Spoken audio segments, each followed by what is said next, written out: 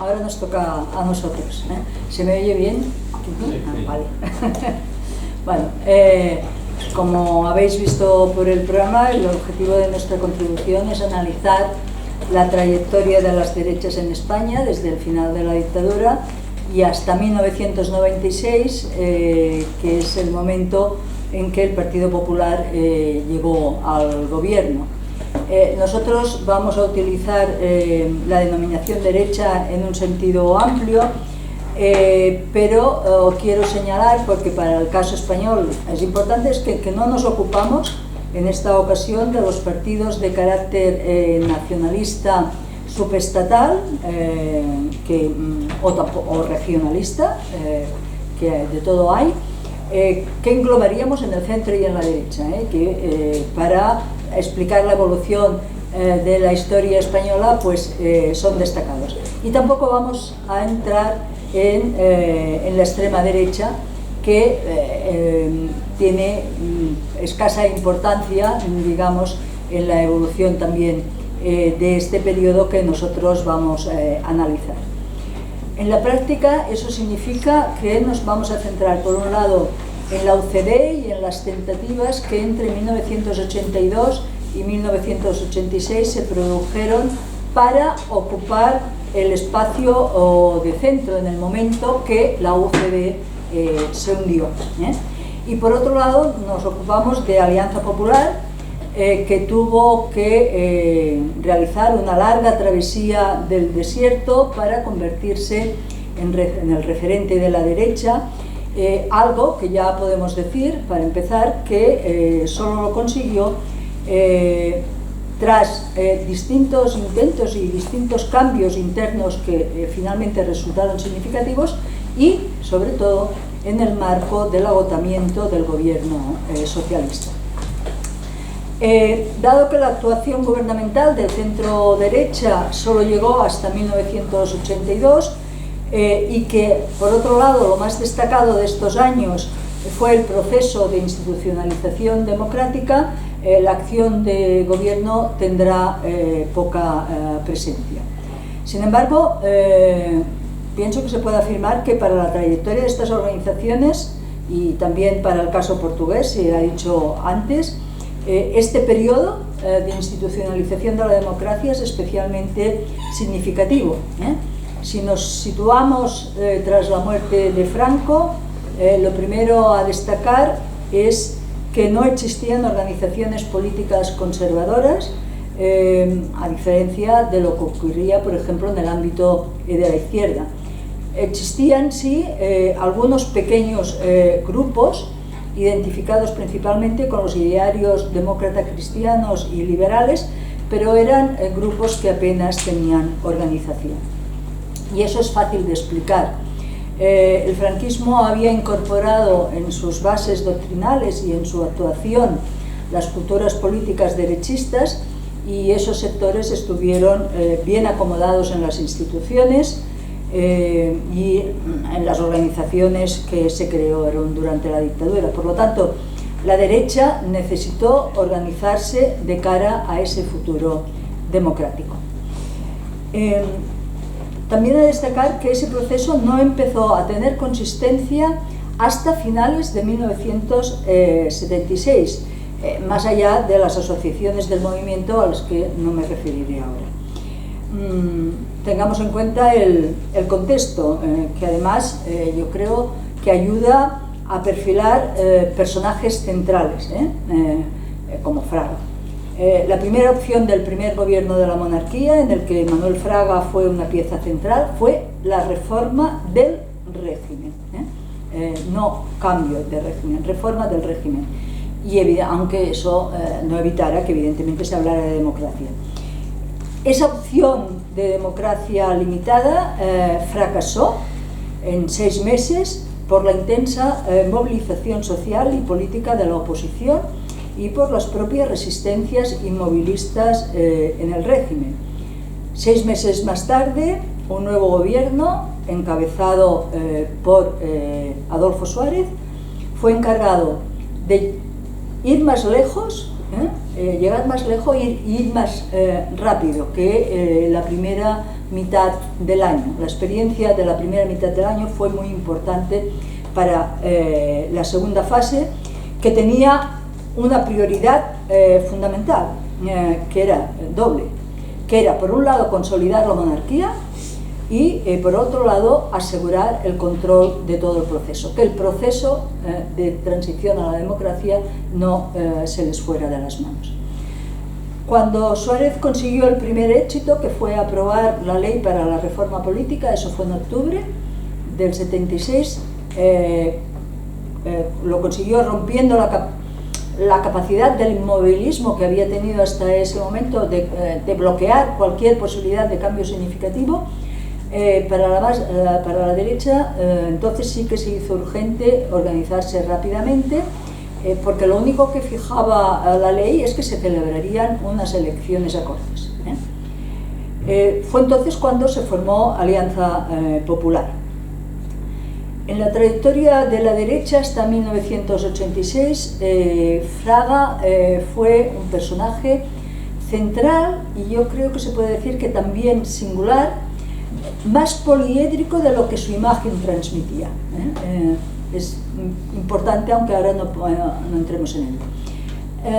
Lo que pasa es que los acontecimientos se aceleraron a finales de 1976 y entonces optó por una opción que él no tenía prevista. A lo largo de ese tiempo, Fraga se había apoyado en varias estructuras que derivaron en la plataforma de reforma democrática, antes quiero decir, y en esa plataforma se defendían posiciones más cercanas a lo que sería finalmente la OCDE que lo que habían sido evidentemente los núcleos del movimiento que conformaron Alianza Popular.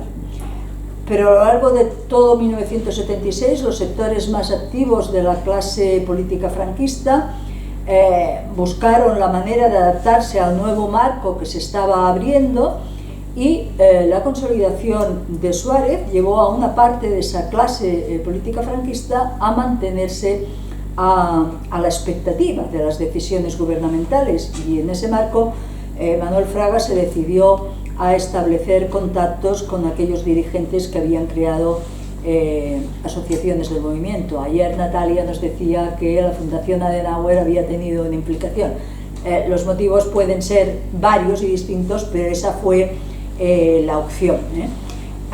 Dijo en aquel momento Fraga que no tenía dónde escoger, pero que esperaba contar con el apoyo del supuestamente muy extenso franquismo sociológico.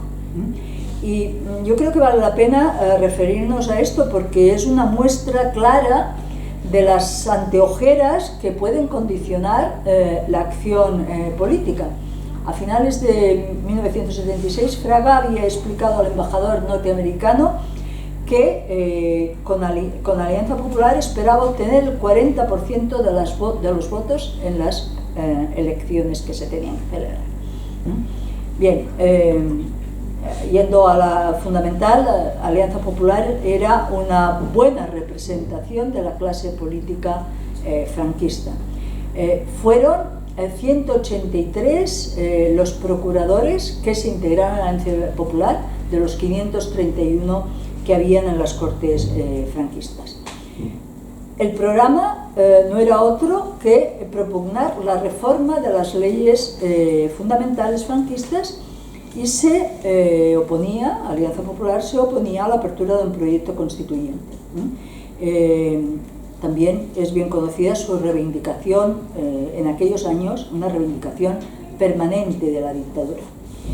Bien, bueno, sabemos que los resultados de Alianza Popular estuvieron muy alejados de sus expectativas.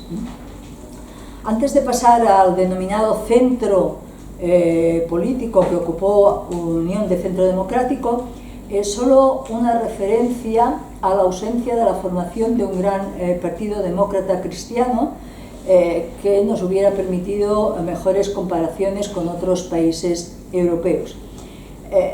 Yo creo que su inexistencia fue el resultado de una confluencia de factores. Los democristianos que apostaban por cambiar de régimen y no solo cambiar el régimen.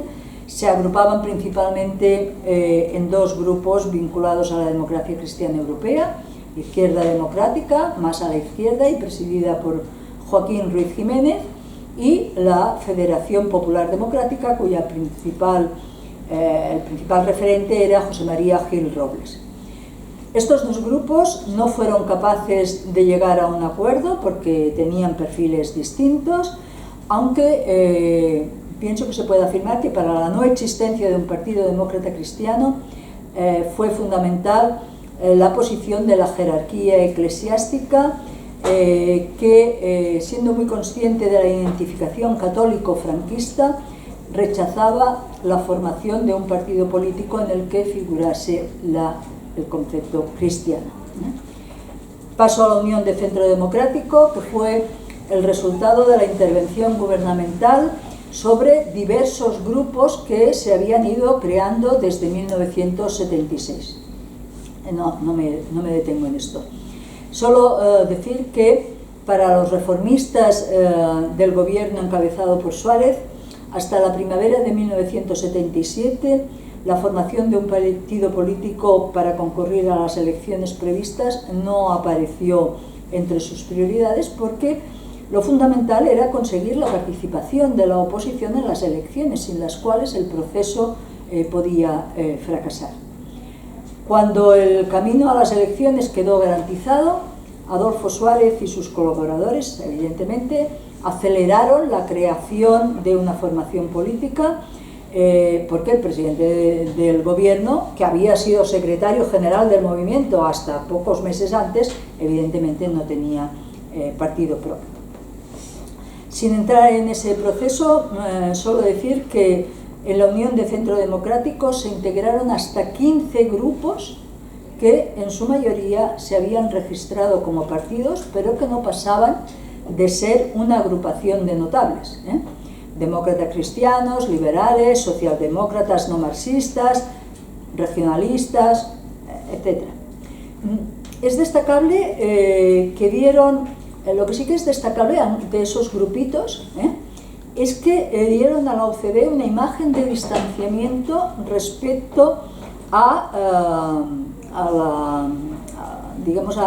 franquismo. Ahora bien, también habrá que decir que la mayoría, el grueso de los candidatos de las listas estuvo formado por personajes de la administración franquista de los años 70, pero que eran personas escasamente conocidas para la mayoría, a diferencia de los dirigentes de Alianza Popular. Además, el discurso de la OCDE era muy diferente al popular, en particular en relación con la democracia que debía configurarse después de las elecciones del 77. La mayor parte de los cuadros de UCD no renegaba de sus orígenes franquistas, pero lo que sí hacía era silenciarlos y propugnaban el reconocimiento de las libertades y al mismo tiempo querían evitar la polarización política para así asegurar el éxito del cambio político. Bien, los resultados de las elecciones del 15 de junio configuraron un nuevo escenario político y dibujaron un sistema de partidos con un notable equilibrio entre la derecha y la izquierda. La de UCD fue una victoria corta, muy lejos de la mayoría absoluta a la que aspiraban. Para Alianza Popular el resultado fue un fracaso sin paliativos, considerando que el objetivo cuando se formó en la organización fue convertirse en la fuerza política mayoritaria. Esto es importante tenerlo en cuenta, como resultado de la movilización social y de la activación de la memoria, la izquierda, que había estado duramente perseguida hasta hace tan poco, la izquierda y los nacionalismos subestatales consiguieron unos resultados que la derecha no esperaba, y ante esa realidad la UCD y Alianza Popular actuaron de forma muy diferente. Aunque con la composición del Congreso de los Diputados era posible una coalición o una mayoría parlamentaria UCD, Alianza Popular, teniendo en cuenta las expectativas democráticas de aquel momento, políticamente la coalición era inviable por las diferencias entre ambas formaciones. UCD se ubicó en el centro del espectro político y defendió, con la izquierda y los nacionalistas subestatales, la apertura de un proceso constituyente, a lo que Alianza Popular se oponía frontalmente. Y eso quedó reflejado inmediatamente. En primer lugar, para la elaboración de una constitución. En síntesis, las principales formaciones políticas compartieron la convicción de que la aprobación por una amplia mayoría política y social de la Carta Magna solo sería posible a partir de un gran acuerdo, lo que exigía, evidentemente, cesiones mutuas y la búsqueda de las máximas coincidencias. La política de consenso se inició entonces, no se inició antes, como tantas veces se dice, y fue resultado de una necesidad que después se convirtió en el discurso en virtud. Entre las formaciones políticas más importantes, Alianza Popular fue la única que rechazó aspectos esenciales del texto constitucional, y eso que la actuación parlamentaria estuvo mucho más centrada, digamos, que lo que correspondía a la organización, donde el rechazo a la Constitución era muy importante. Antes, en 1977, Alianza Popular había rechazado los acuerdos políticos de los pactos de la Moncloa y se mostró contraria a la ley de amnistía. Por lo que afecta a la trayectoria de estas dos organizaciones como partidos, solo destacar hasta 1982, cuando cerramos la etapa de la transición, que se caracterizó por la inestabilidad en el caso de la OCDE y por la búsqueda de fórmulas que permitieran salir del rincón de la marginalidad a Alianza Popular. OCDE fue, en los primeros meses después de las elecciones, fundamentalmente el gobierno. Hasta octubre de 1978 no se celebró el primer congreso en el que se dotó al partido de una definición ideológica amplia e imprecisa, justamente para intentar ocupar el amplio espacio centrista, que era realmente extenso. Pero en 1979 se agudizaron los problemas que se estuvieron manifestando a lo largo de todo el proceso, problemas de definición ideológica y sobre todo de equilibrios en la composición de la dirección del partido. De manera que, aunque en las elecciones generales de marzo del 79 las candidaturas de UCD volvieron a ser las más votadas, la inestabilidad gubernamental fue en aumento, pues en aquel momento Adolfo Suárez, que se sentía fuerte, tomó decisiones que pronto empezaron a pasarle fractura, como por ejemplo, y de forma destacada, la de excluir del gobierno a algunos de los líderes de los grupos que se habían disuelto en la OCDE. Tengamos en cuenta también el contexto, que era muy difícil. Agravamiento de la crisis económica, aumento de la violencia terrorista, también de malestar militar creciente.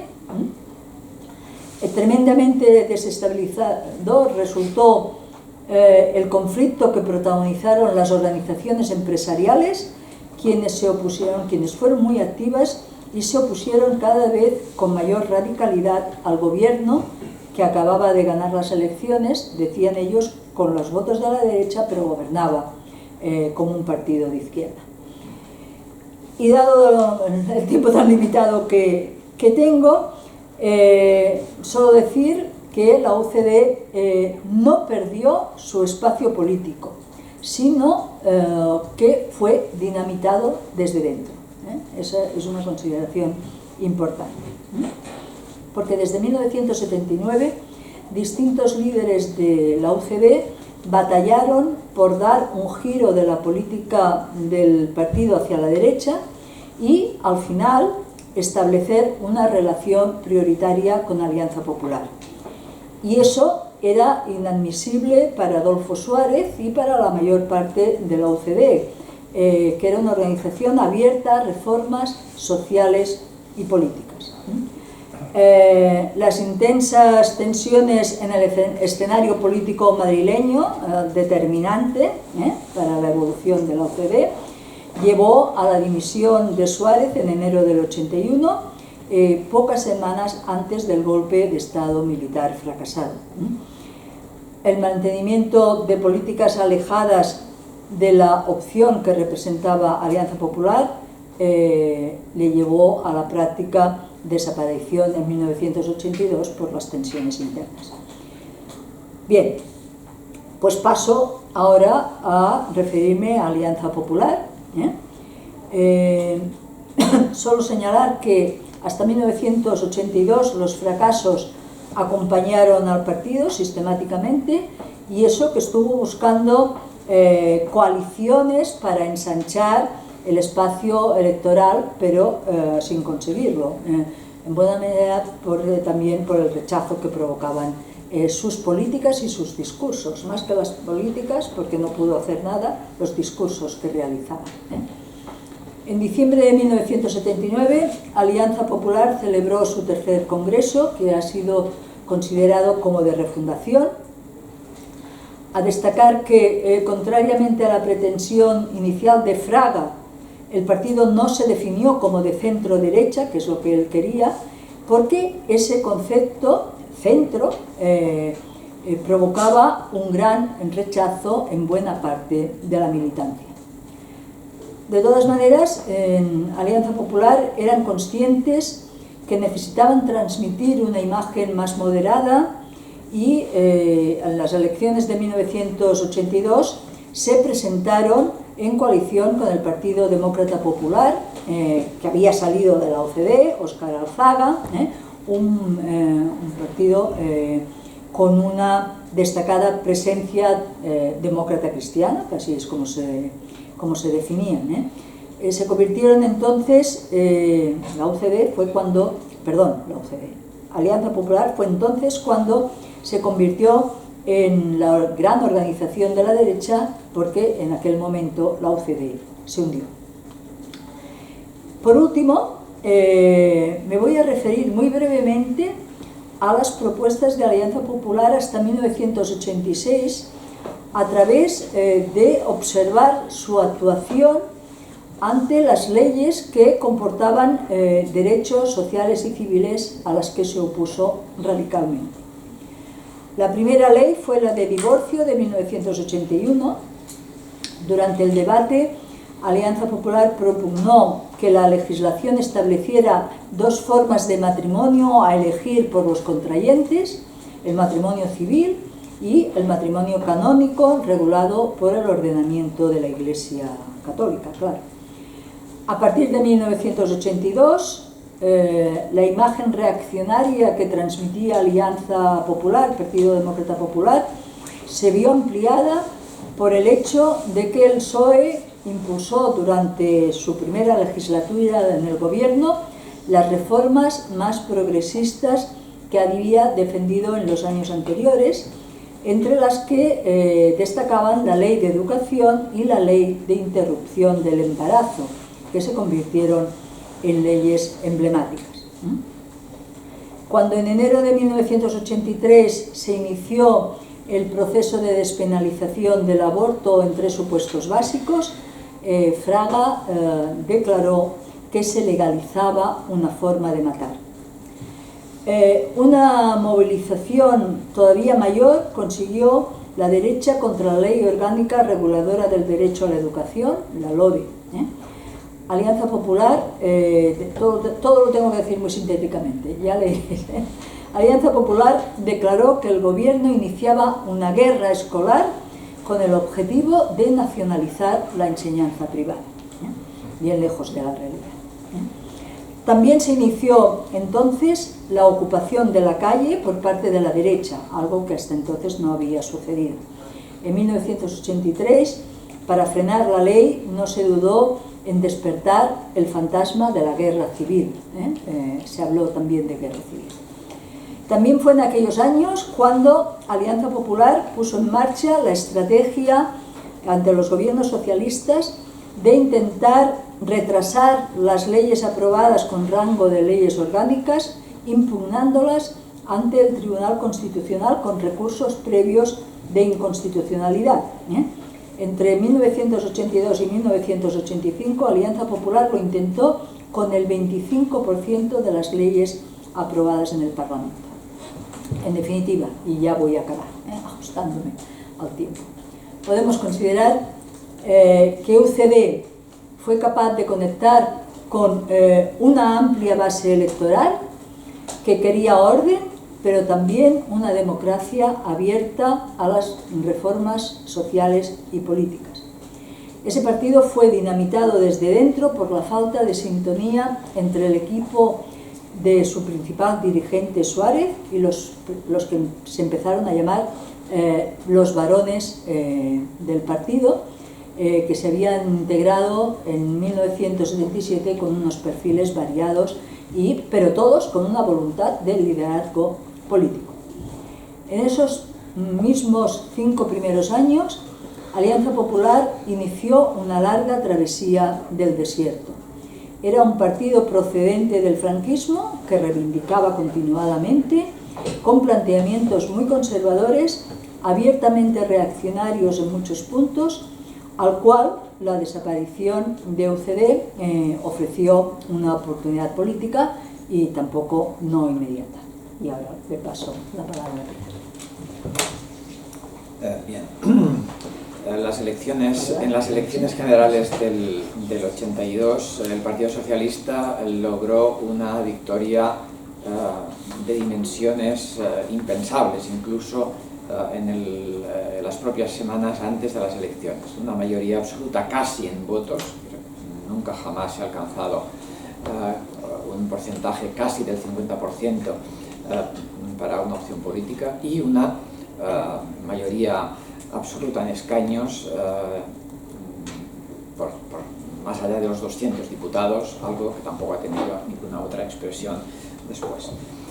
Ante esa victoria, la gran cuestión para las derechas, el espacio político de la derecha, pero no solo en el ámbito político, sino a nivel social, fue sin duda qué hacer, pregunta típica en todos los procesos políticos de cualquier naturaleza, qué hacer y fundamentalmente qué hacer para, en el plazo de una legislatura que era seguro que iba a llegar hasta su final, porque el gobierno formado después de las elecciones disponía de esa amplísima mayoría en las dos cámaras, no había ninguna duda sobre la duración de la legislatura. ¿Qué hacer en esos 4 años aproximadamente para que en 1986, cuando se celebraran las siguientes elecciones legislativas, no volviera a darse una victoria tan espectacular, una victoria en general, y sobre todo de tal alcance como la que habían obtenido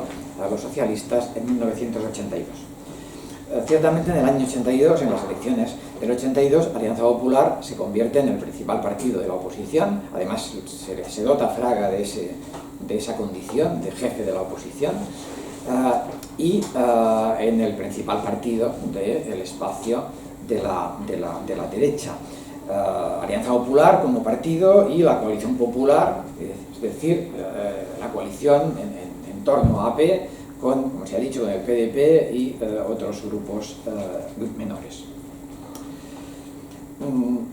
Sin embargo, muy pronto surge en ese espacio político y social de la derecha, o de la España conservadora, si se quiere formular así, la duda sobre la capacidad que va a tener Alianza Popular y sus aliados para convertirse efectivamente en una alternativa con posibilidades de éxito en las siguientes elecciones legislativas.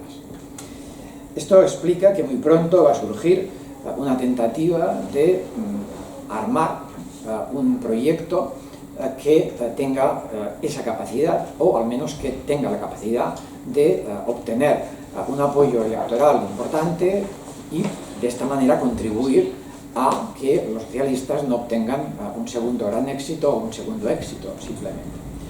En el año 83 se constituye el Partido Reformista Democrático, que va a celebrar su congreso, primer congreso en noviembre del 84, un partido que se organiza a partir de grupos liberales, más o menos articulados y algunos desarticulados, que va a obtener un importante apoyo por parte de la COE, de la Confederación Española de Organizaciones Empresariales, lo cual es un signo bastante inequívoco de las dudas que genera la capacidad de Alianza Popular y de sus aliados para obtener el éxito necesario ante los socialistas. El Partido Reformista Democrático se define como un partido liberal, de hecho sus componentes básicamente, como decía, proceden de núcleos liberales. Quien será su presidente, Antonio Garrigues Walker, es un personaje con pedigrí liberal, con vínculos con los partidos liberales europeos. De hecho, ese partido se va a integrar en la Internacional Liberal como miembro de pleno derecho, con un programa en el que defiende la modernización en todos los ámbitos de la sociedad, un proyecto claramente europeísta y además con un componente federalizante en cuanto a el despliegue pleno del Estado de las autonomías definido en la Constitución. Además, a partir de ese partido se va a buscar una alianza con otras formaciones y este será el inicio de la denominada Operación Roca, que implicará que el partido no se presenta en todas las circunscripciones de España, no se presenta en Cataluña, puesto que la fuerza próxima y aliada es la coalición nacionalista, Convergencia y Unió, y tampoco se presenta en Galicia, porque también hay un acuerdo con coalición galega. Bien, llegados a las elecciones, ese proyecto va a naufragar de forma clamorosa. El Partido Reformista Democrático, a pesar de los apoyos sociales, institucionales y materiales, va a obtener nada menos que el 0,96% de los votos y ni un solo diputado entre las candidaturas del partido. Van a tener un apreciable éxito las candidaturas de Convergencia y Unió en Cataluña, siempre detrás de los socialistas, que con muy pocas excepciones son los ganadores habituales de las elecciones generales y municipales en Cataluña desde el establecimiento de la democracia. Y también va a tener un cierto éxito, porque va a tener un diputado, la coalición galega, pero el PDR va a quedar absolutamente fuera. No va a disolverse inmediatamente, se va a presentar a las elecciones europeas, municipales y autonómicas del año 87, pero el fracaso se va a confirmar y por tanto va a desaparecer de la escena. Alguno de sus dirigentes pues va a reconvertir su trayectoria con notable éxito. El secretario general del Partido Reformista Democrático fue Florentino Pérez, empresario de gran éxito y presidente de Real Madrid desde hace muchísimos años.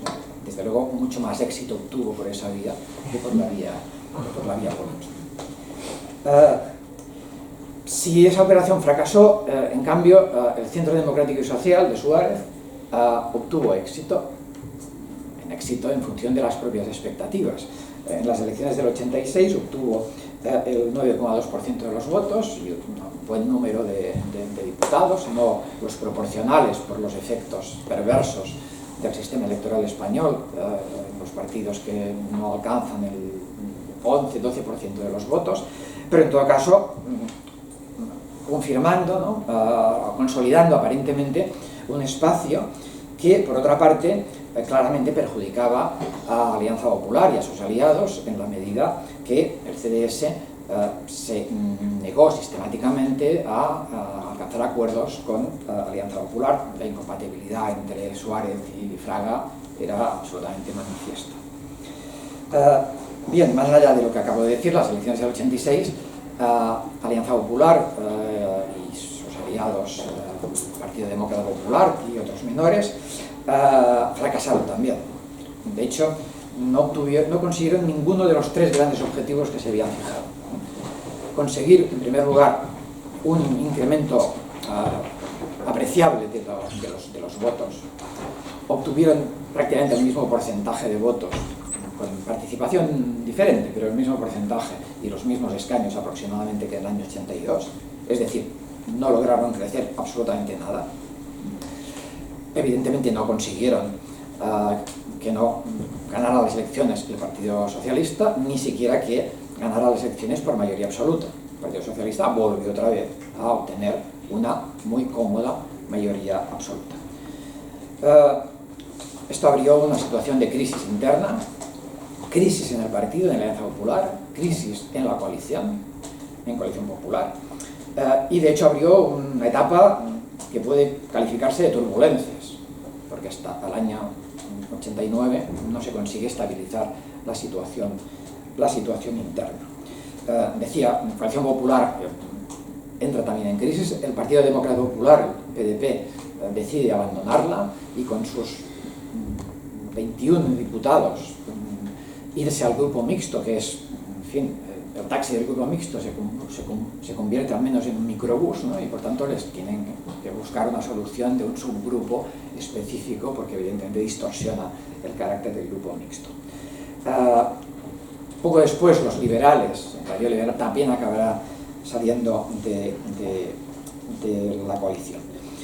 Y por tanto se queda la Alianza Popular prácticamente sin aliados.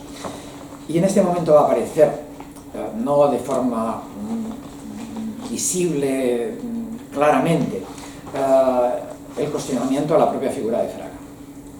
Para dirigentes de la propia Alianza Popular, el problema que tiene la Alianza Popular, no el único, pero un problema que tiene, y en primer lugar, es Fraga. Es cuando se empieza a hablar del techo de Fraga, ¿no? Fraga tiene un techo de votos que se ha estabilizado en ese 25% y evidentemente con un 25% no se va a gobernar jamás. Por tanto, hay una tentativa que acabará provocando tensiones internas notables, lo que se denominó la operación Giscard.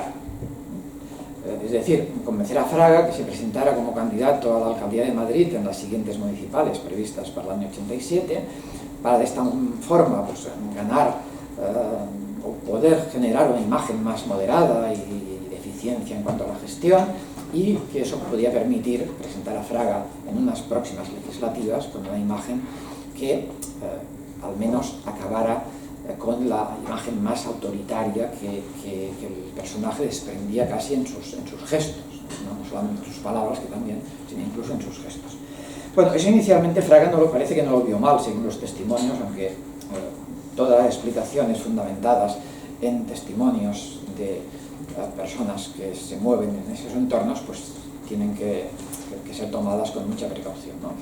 Pero en todo caso, a poco tiempo vio que aquello, en el fondo, lo que quería era desplazarle de la dirección de la Alianza Popular, con lo cual, en una de sus características, formas de proceder, al final del verano de este año 86, decidió destituir al secretario general del partido, a Jorge Bestringe, y acabar con cualquier posibilidad de introducir cambios en la Alianza Popular, que muchos dirigentes veían necesarios, no solo en cuanto a Fraga, sino también, sobre todo, bastantes dirigentes y de cierto peso, de notable peso, compartían que era necesario democratizar el partido, que no descansara exclusivamente en las decisiones de Fraga, prácticamente, y también colegiar la dirección.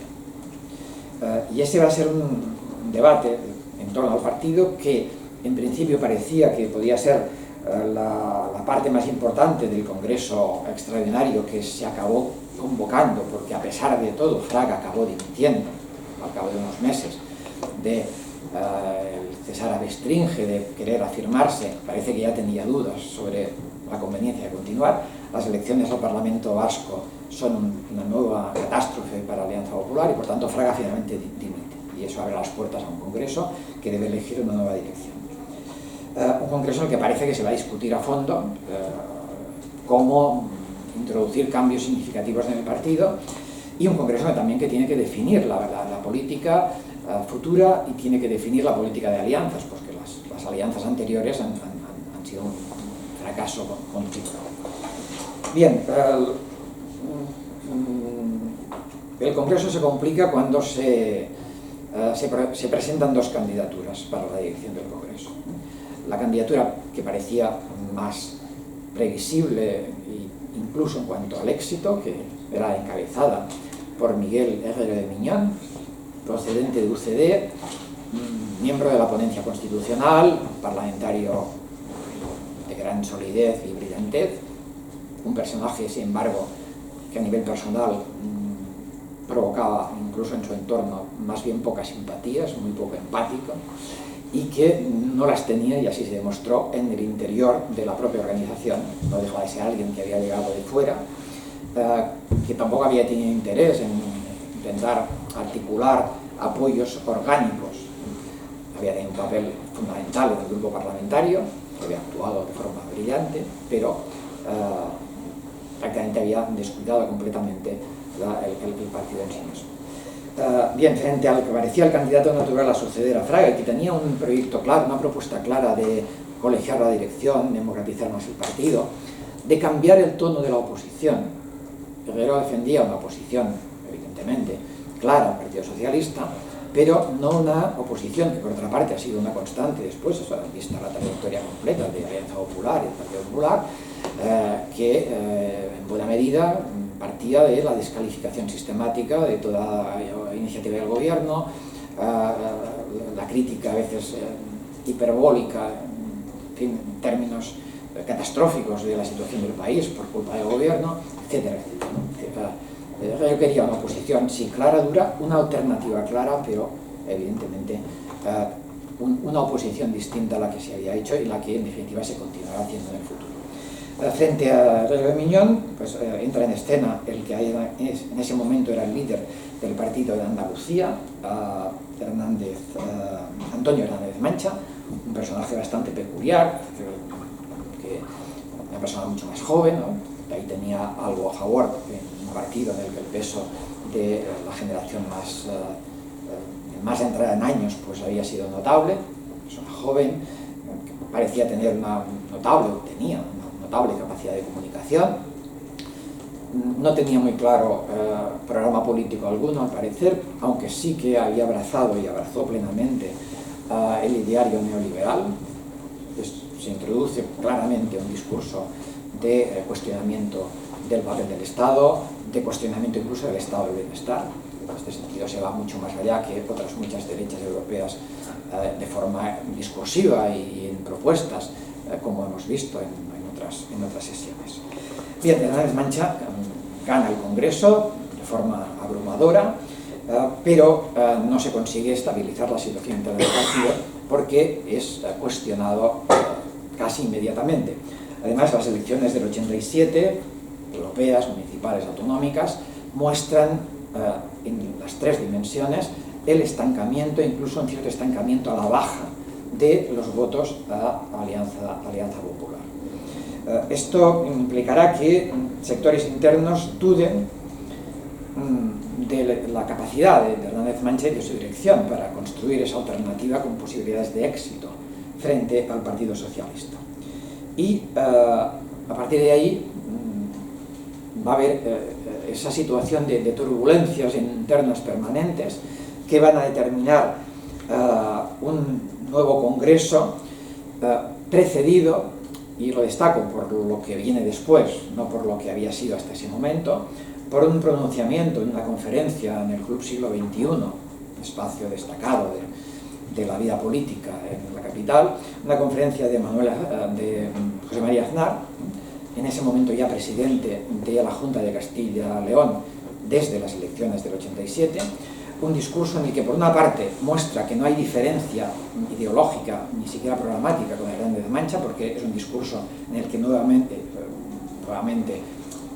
forma muy clara y explícita se formula una propuesta neoliberal, pero porque a la vez se cuestiona la dirección del partido y la capacidad de la dirección del partido para llevar a la organización al éxito.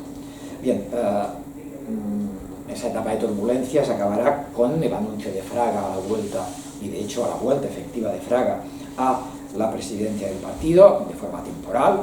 En enero del 89 se va a celebrar el 9º Congreso, que nuevamente se ha considerado un congreso de refundación, de segunda refundación, se ha dicho en algunos casos, en otros casos refundación. Y efectivamente es un congreso de notable trascendencia. Notable trascendencia porque es un congreso que va, en el que se va a materializar la adopción de, al menos formalmente, del ideario demócrata cristiano.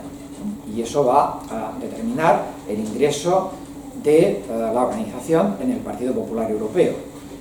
Un partido que va a cambiar de nombre, va a pasar de Alianza Popular a Partido Popular, para utilizar una denominación que justamente identifica con el Partido Popular Europeo.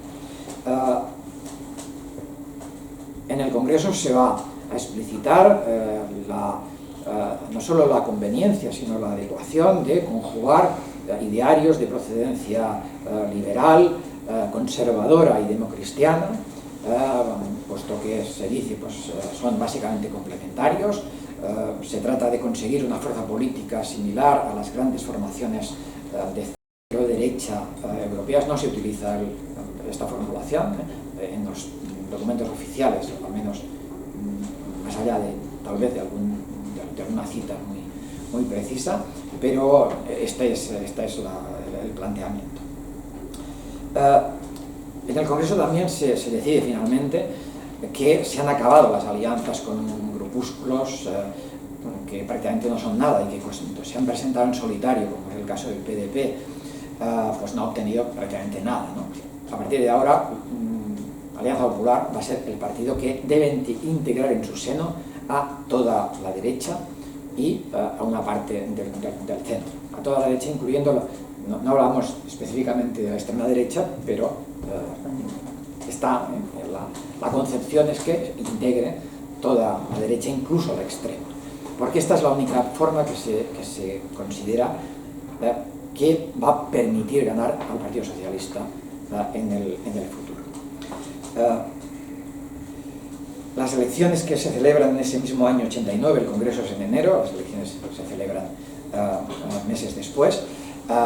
Alianza Popular no va a mejorar los resultados. Presenta ya a José María Aznar como candidato a la presidencia del gobierno, pero se queda exactamente igual. Probablemente el tiempo es muy corto entre el Congreso y las elecciones. Pero en todo caso, lo que sí que queda claro a partir de ese momento, Aznar se va a convertir en el presidente del partido ya poco después, porque Fraga no quiere continuar y quiere que finalmente su sucesión se consolide y que sea exitosa. Y en el siguiente congreso, al año siguiente, en 1990, se va a avanzar claramente afirmando lo anterior, es decir, esa combinación de idearios. Claro, alguien, probablemente de forma muy simplificada, podría decir, bueno, esto era como volver a la OCDE, porque integraba a los socialdemócratas, no, claro, pero los demás sí. Y en parte podría ser así, pero claro, una OCDE que descansaría básicamente sobre los orígenes y la trayectoria de la Alianza Popular, sobre posiciones netamente conservadoras, no sobre un equilibrio que había caracterizado a UCD, y con una estructura de partido disciplinada, que es lo que no había sido UCD prácticamente en ningún momento. Bien, por otra parte, se confirma el programa liberal, el abrazo pleno, sin matices casi al ideario liberal. Se critica el Estado del bienestar. De hecho, algo después, José María Aznar, en un libro que quiere extender el proyecto del nuevo VP, dice literalmente que el Estado del bienestar ha fracasado. Ha fracasado. No sé si hay alguna otra derecha con vocación mayoritaria en Europa que en esos años se atreva a decir que el Estado del bienestar ha fracasado. Otra cosa es que deben producirse reformas, cambios, ¿no? Pero en esos términos tan contundentes y con las derivaciones que evidentemente tiene. Como decíamos ayer, no se puede explicar la trayectoria de un de una parte del espectro político sin tener en cuenta el conjunto, ¿no? Y ahí evidentemente va a haber una serie de acontecimientos que van a favorecer extraordinariamente al Partido Popular.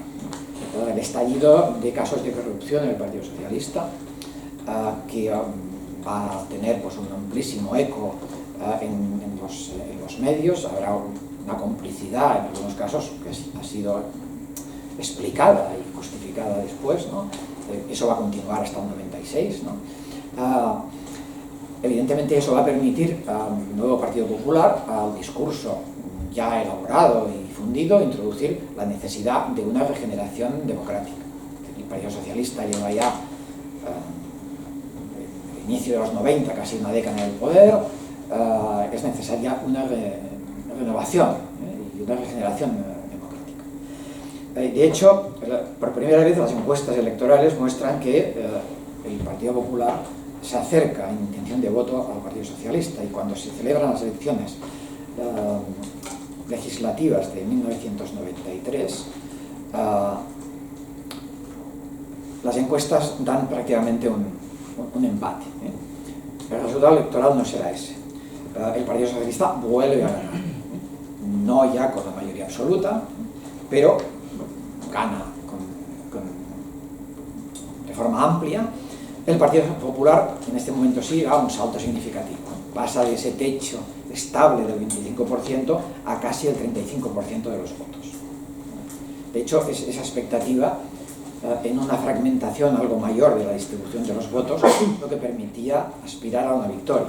Pero claro, el Partido Socialista, que pierde votos, efectivamente, pero consigue casi el 39% de los votos, con lo cual pues, conserva una sólida posición. Ahí la situación política se va a caracterizar, por una parte, por unos primeros acuerdos, por primera vez, contra lo que muchas veces se dice, ¿no?, de los acuerdos y del papel de los nacionalistas, ¿no? Hasta ese momento, claro, con mayorías absolutas del PSOE, ¿qué papel tienen otras formaciones políticas? No tienen prácticamente papel, pueden apoyar o pueden estar de acuerdo, pero finalmente poco tienen que decir. En este momento, el Partido Socialista, para asegurar la mayoría necesaria, llega a acuerdos con tanto nacionalistas catalanes como vascos.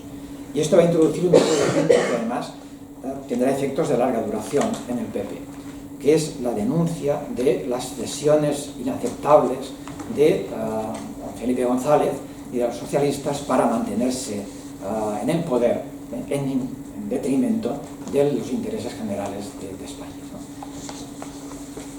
Esto suena próximo, por otra parte. La legislatura que va del 93 al 96 es una legislatura que se ha definido de la crispación, porque el grado de crispación que alcanza la vida política, pues más o menos está en algún momento algo por encima y en otros algo por debajo de la situación actual, pero ni antes ni en años siguientes se había alcanzado este punto.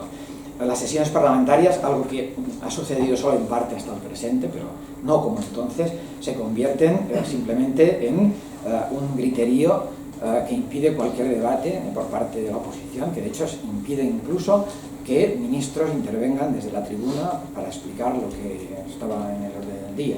Una situación absolutamente insólita. En este momento entra en escena otro factor que va a erosionar al Partido Socialista, que es la reaparición del caso Gal, de la investigación en los tribunales de la actuación de aparatos del Estado en la acción ilegal y formas de acción violenta contra ETA. Contrariamente a lo que había dicho en ese momento Fraga, porque era el dirigente, de cómo había que actuar con toda la contundencia contra ETA, en ese momento, para alimentar y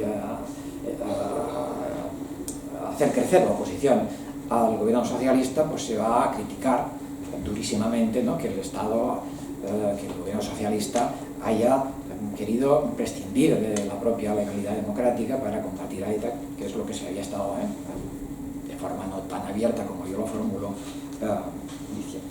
En cualquier caso, a partir de ese momento, las convocatorias electorales municipales, europeas y autonómicas muestran claramente un avance del Partido Popular y, sobre todo, una disminución de los apoyos al Partido Socialista, de tal manera que la situación parlamentaria se hace muy difícil para el Partido Socialista y se anticipan las elecciones a 1996. Finalmente, en esas elecciones, el Partido Popular va a obtener la primera plaza, se va a convertir en la fuerza política más votada, pero muy por debajo de las expectativas y, sobre todo, porque finalmente el Partido Socialista en esas generales no pierde tanto apoyo como había perdido en las municipales, europeas y autonómicas anteriores. Salvando distancias, evidentemente, admitiendo la simplicidad de la comparación, lo que ha pasado en los últimos meses, ¿no? Que hay unas elecciones previas de carácter municipal, europeo, que muestran una caída muy notable de los socialistas, pero llegan las generales y hay una recuperación del voto socialista que implica, fijaros bien, que la victoria del PP en las legislativas es por una diferencia de 300.000 votos. 300.000 votos que son la mitad de la diferencia de votos en la candidatura del PP y del PSOE en Madrid. Es decir, el PP en Madrid obtiene 600.000 votos más que el PSOE. La diferencia de votos generada en toda España entre el PSOE y el PP son 300.000. El escenario político madrileño tiene incluso expresiones muy claras en el ámbito electoral. La victoria corta va a determinar las cosas que suceden, que el Partido Popular tenga que pactar con los denodados nacionalistas catalanes y vascos para poder obtener la investidura de José María Aznar.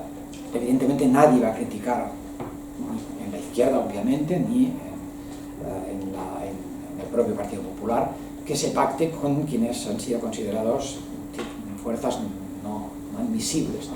Y se van a alcanzar unos pactos que desde luego dejan en un tono muy tenue los contenidos de los acuerdos que había alcanzado el PSOE en el año 93, si se quiere formular así, no en mis términos, sino en los suyos. Las cesiones que se hacen en el año 96 son incomparablemente mayores que las del año 93, pero evidentemente, como que está claro que España no se rompe, ni pasa nada de eso, pues la situación continúa con plena estabilidad.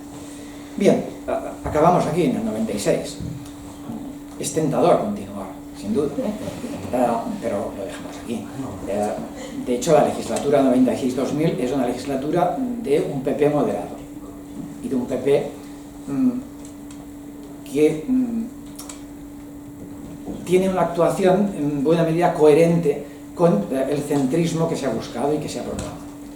Eso va a desaparecer en el 2000, y por tanto las cosas van a cambiar.